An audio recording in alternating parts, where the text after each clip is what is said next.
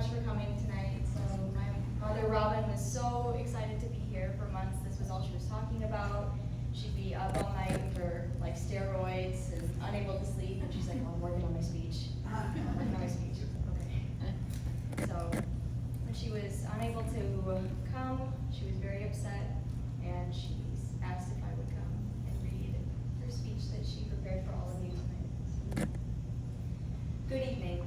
I really wish that I could attend the event tonight, but I am thankful that my daughter is agreeable to read my speech. Tyra moved out here last January and recently got engaged.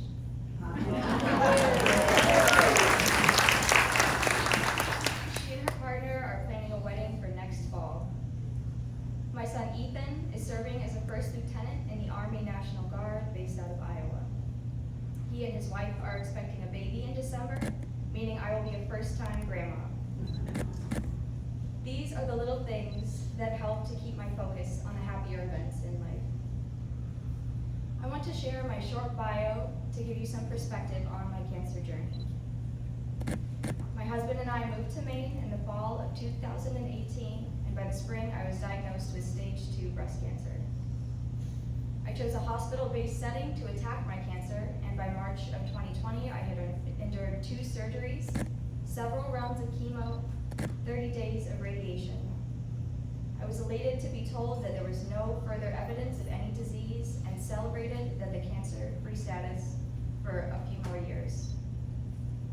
It wasn't until September of 2023 when I went to the ER for a pain in my side that I could no longer manage at home. After running labs and gathering imaging from x-rays and CT, the doctor woke me from my exhausted slumber. So tell me about the breast cancer that you had.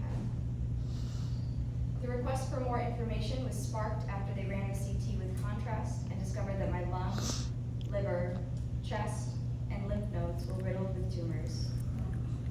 I could not process what was happening. How was this possible? I just wanted to wake up. It all felt like such a nightmare. If only that were the case. In all of the initial chaos, there was one certainty. I knew that I wanted my care team to be with the New England cancer specialists. I needed a clinic with resources for patients, with the backing of the think tank of Dana-Farber in Boston, as well as compassionate and competent staff.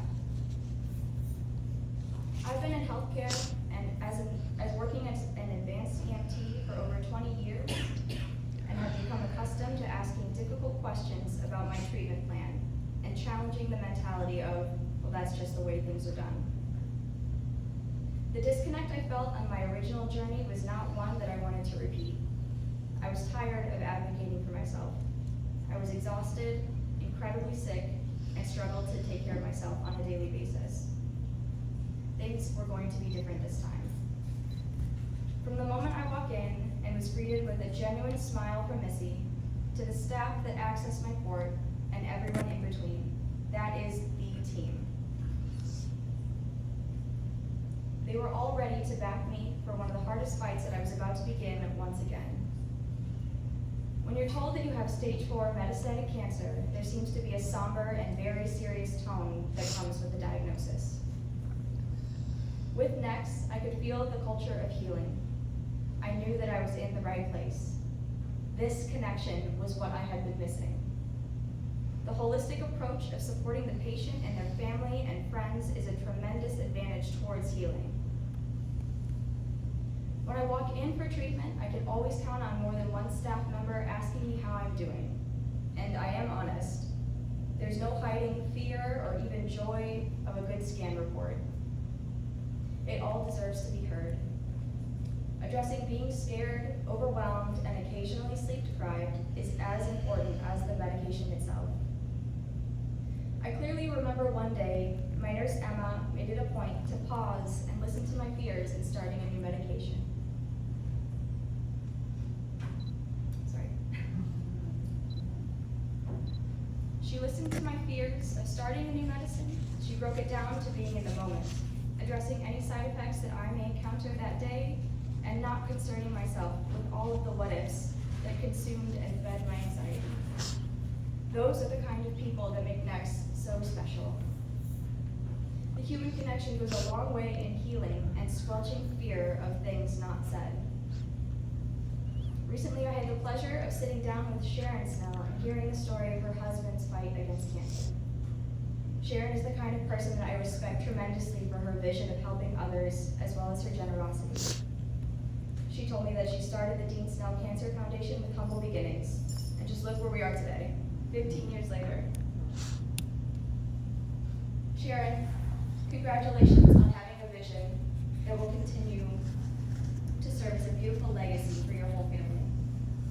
I cannot thank you enough for providing financial assistance to my family, as well as all of the other families you have helped lift up.